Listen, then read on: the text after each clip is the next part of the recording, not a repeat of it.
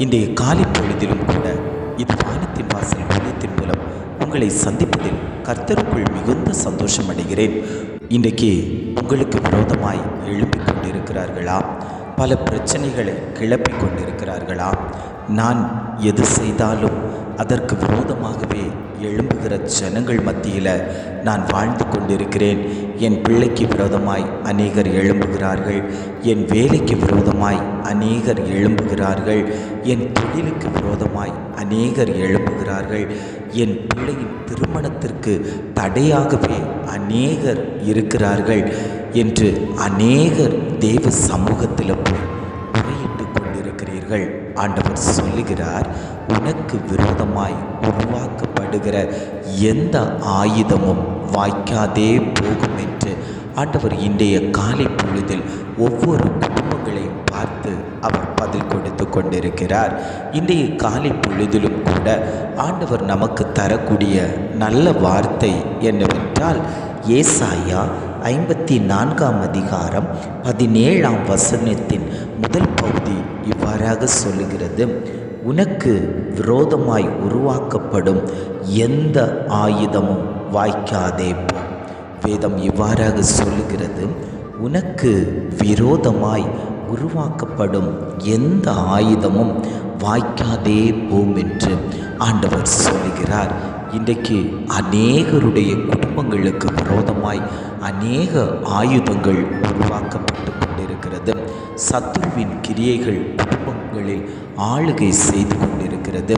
எப்படியாவது இந்த குடும்பத்தை வீழ்த்தடிக்க வேண்டும், இந்த குடும்பத்தை நிலை நிற்க விடாதபடிக்கு இந்த குடும்பத்தை அலைக்கழிக்க வேண்டும் என்று சொல்லி சத்ருவானவன் பல திட்டங்களையும் தீர்மானங்களையும் போட்டுக்கொண்டு துரத்தி கொண்டிருக்கக்கூடிய சமயத்தில் ஆண்டவர் சொல்லுகிறார், நீ என்னுடைய சமூகத்தில் வந்து அமர்ந்திரு, நான் உனக்கு பாதுகாப்பு கொடுப்பேன். உனக்கு விரோதமாய் யார் அம்பு எய்தாலும் அந்த அம்பு உன்மேல் படுவது இல்லை என்று ஆண்டவர் ஒவ்வொரு குடும்பத்தையும் பார்த்து பதில் கொடுத்து கொண்டிருக்கிறார். தாவீதை நாம் பார்ப்போமே, ஆனால் தாவீதுக்கு விரோதமாய் சவுல் எழுப்பி வந்தான். எத்தனையோ முறை தாவீதை கொல்ல வேண்டும் என்று அவனுக்கு விரோதமாய் ஆயுதம் எய்த போதிலும் கூட ஆண்டவர் தாவீதை பாதுகாத்தார். ஆண்டவர் தாவீதை பாதுகாக்க காரணம் என்ன தெரியுமா? கொஞ்சம் ஆடுகளை மேய்த்து கொண்டிருந்த தாவீது அவனுடைய வாயில் ஆண்டவரை துதிக்கிற சத்தம் மட்டும்தான் அவனுடைய வாயில் இருந்ததே தவிர வேறொன்றும் அவனுடைய வாயில் இருக்கவில்லை. எப்பொழுதும் இரவும் பகலும் கர்த்தருடைய வேதத்தை தியானிக்கிற மனுஷன் பாக்கியவான் என்று எழுதப்பட்டுள்ளது போல இரவும் பகலும் தேவனையே துதித்து கொண்டிருந்த அந்த தாவீதுக்கு விரோதமாய் எத்தனை அம்புகள் ஏவப்பட்ட போதிலும், எத்தனை ஈட்டிகள் வீசப்பட்ட போதிலும் ஒன்று கூட அவன் மேல் படாமல் தேவன் அவனை பாதுகாத்தார். ஒரு ஆயுதம் கூட அவனுக்கு விரோதமாய் எழுப்பி அவனை மோதி அடிக்கவில்லை. அநேகர் எழுப்பினார்கள், இவனை கொல்ல வேண்டும், இவனை சதி செய்ய வேண்டும், இவனை எழும்ப விடக்கூடாது என்று குடும்பங்களில் அநேகர் எழுப்பி இருக்கும்போது ஆண்டவர் சொல்லுகிறார், பயப்படாதே மகளே, பயப்படாதே மகனே, அவ்வாறு எழும்புகிறவர்கள் உன்மேல் மோதி அடிப்பது இல்லை. காரணம், நான் உன்னோடு கூட இருக்கிறேன், உன் படகில் நான் பிரயாணம் பண்ணி கொண்டிருக்கிறேன். நீ எதற்காக பயந்து நடுங்கிக் கொண்டிருக்கிறாய்? அந்த காற்றையும் கடலையும் அதட்டினேன் என்றால் உன் குடும்பத்தில் உலாவுகிற பிரச்சனைகளை, சத்ருவின் கிரியைகளை நான் அதட்டுவேன். இறையாதே, அமைதலாய் இரு என்று நான் சொல்லுவேன் என்று ஆண்டவர் இன்றைய காலை பொழுதில் குடும்பங்களை பார்த்து பேசிக்கொண்டிருக்கிறார். குடும்பங்களில் ஒரு பயத்தோடு, ஒரு நடுக்கத்தோடு, ஐயோ இந்த ஆயுதம் என்னை தாக்கி விடுமோ, இந்த பட்டயம் என்னை கொன்று விடுமோ என்று பயத்தோடு நடுக்கத்தோடு இருந்து கொண்டிருக்கிறார்கள். சத்ரு அவர்களை புடமிட்டு கொண்டிருக்கிறான். இந்த பட்டயத்தை தாண்டி நீ போயிடுவியா, இந்த கத்தியை தாண்டி நீ போயிடுவியா என்று சொல்லக்கூடிய அளவில் சத்ருவானவன் குடும்பங்களை உங்களை அவன் கைக்குள் வைத்திருக்கிறான். ஆண்டவர் சொல்லுகிறார், நீ எந்த பட்டயத்தையும் குறித்து பயப்படாதே. உனக்கு விரோதமாய் ஏவப்படுகிற பட்டயம் எல்லாம் அது உருகி சாம்பலாகி போகும் என்று ஆண்டவர் வாக்கு கொடுக்கிறார். அவர் சொல்லுகிறார், உனக்கு விரோதமாய் நியாயத்தில் எழும்பும் எந்த நாவையும் நீ குற்றப்படுத்துவாய். இது கர்த்தருடைய ஊழியக்காரனின் சுதந்திரமும் என்னால் உண்டான அவர்களுடைய நீதியுமாய் இருக்கிறது என்று கர்த்தர் இன்றைக்கு வாக்கு கொடுத்து கொண்டிருக்கிறார். உனக்கு விரோதமாய் எழும்பி நாவு வைத்து உன்னை பேசி கொண்டிருக்கிறார்களா? உனக்கு விரோதமாய் உன்னை குறிவைத்தே பேசி கொண்டிருக்கிறார்களா? உனக்கு விரோதமாய் முறுமுறுத்து கொண்டிருக்கிறார்களா? நீ ஆலயத்திற்கு வரும்போது உன்னை ஏளனமாய் பார்த்து நிந்திக்கிறார்களா? வெட்கப்படுத்துகிறார்களா? அவமானப்படுத்துகிறார்களா? கவலையே படாத, உனக்கென்று ஒரு கிரீடம் வைக்கப்பட்டிருக்கிறது. நீ துன்மார்க்கனை போலல்ல, நீ ஒரு நீதிமான். உன்னை கூட்டி சேர்க்கக்கூடிய இடம் மிகவும் பயங்கரமானதாய் இருக்கும்.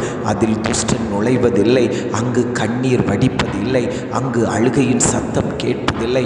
அங்கு எப்பொழுதும் சந்தோஷமும் மகிழ்ச்சியும் அங்கு உலாவிக் கொண்டிருக்கும். கர்த்தரை துதிக்கக்கூடியவர்களாய், ஆராதனை செய்யக்கூடியவர்களாய் நீங்கள் மாறுவீர்களே. ஆனால் உங்களுக்கு விரோதமாய் ஏவப்படுகிற எந்த ஆயுதமும் வாய்க்காதே போகும் என்று ஆண்டவர் சொல்லிக் கொண்டிருக்கிறார். ஜெபிக்கலாமா?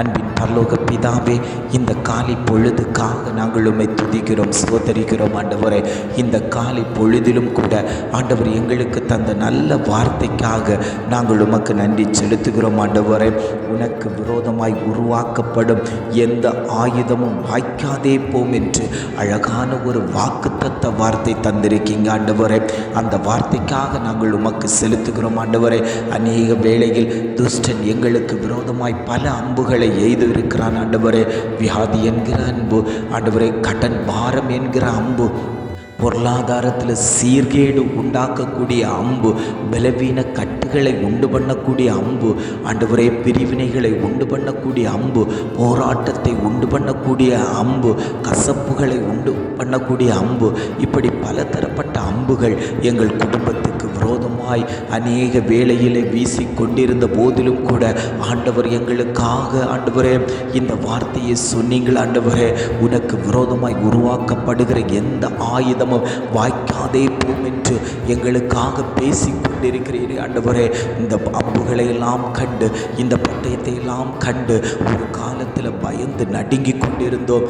எங்களை வீழ்த்தி விடுமோ, எங்கள் ஜீவனை எடுத்து விடுமோ என்று நாங்கள் பயந்து நடுங்கி கொண்டிருந்தோம். ஆண்டவரே, இந்த வார்த்தையை கேட்டபோது ஆண்டவர் எங்களோடு இருந்து எங்கள் சிறையிருப்புகளை மாற்றி, எங்கள் கண்ணிகளை மாற்றி, எங்களுக்கு விரோதமாய் எழும்புகிற ஆயுதங்களை எல்லாம் முறித்து ஆண்டவர் எங்களை பலப்படுத்தும்படியாய் நாங்கள் ஜெபிக்கிறோம். ஆண்டவரே, எந்த தீய காரியங்களும் எங்கள் குடும்பத்தில் நடைபெறாதபடிக்கு ஆவியானவர் தாமே எங்கள் குடும்பத்தை பரிசுத்தப்படுத்தும்படியாய் நாங்கள் ஜெபிக்கிறோம். ஆண்டவரே, எங்களை ஆண்டவரே உம்முடைய கரத்துக்குள் மூடி மறைத்து கொள்ளுங்கப்பா. பிள்ளைகளை மூடி மறைத்து கொள்ளுங்க. ஆண்டவரே, இதை கேட்டுக்கொண்டிருக்கக்கூடிய ஒவ்வொரு குடும்பத்தையும் தேவன் மூடி மறைத்து கொள்ளும்படியாய் நாங்கள் ஜெபிக்கிறோம். அவர்களுக்கு விரோதமாய் உருவாக்கப்படுகிற எந்த ஆயுதங்களாய் இருந்தாலும் அது வாய்க்காதே போகட்டும். ஆண்டவரே, சகோதரர்களுக்குள்ளாடியே முறுமுறுப்பை கொண்டு வந்து, பிரச்சனைகளை கொண்டு வந்து போடுகிற அந்த பொல்லாத ஆவிகள் அழிக்கப்படட்டும். அவர்கள் ஒருமனப்பட்டு ஆண்டவரே உம்மையே துதிக்கக்கூடியவர்களாய் மாறும்படியாய் நாங்கள் ஜெபிக்கிறோம். பிரிவினைகளை மாற்றி போடுங்க. ஆண்டவரே அப்பா, குடும்பங்கள் ஆண்டவரே அநேக ஆயுதங்களால் பிரிந்து கிடக்கிறது. அந்த குடும்பங்களை தேவன் சேர்த்து வைக்கும்படியாய் நாங்கள் ஜெபிக்கிறோம். ஆண்டவரே, இனி ஒரு குடும்பம் கூட உம்மை தவிர வேறு எதையுமே வாஞ்சிக்க கூடாது. ஆண்டவரே, உம்மை தவிர வேறு யாரையும் வேண்டிக் கொள்ளக்கூடாது. ஆண்டவரே, உம்முடைய நாமத்தை மாத்திரம் மகிமைப்படுத்தக்கூடிய குடும்பங்களாய் எங்கள் குடும்பங்களை தேவன் எழுப்பும்படியாய் நாங்கள் ஜெபிக்கிறோம். எங்களை தாழ்த்தி தருகிறோம். துதி கன மகிமை எல்லாம் உமக்கே செலுத்துகிறோம். மீட்பர் இயேசுவின் மூலம் ஜெபம் கேளும் நல்ல பிதாவே. ஆமேன், ஆமேன்.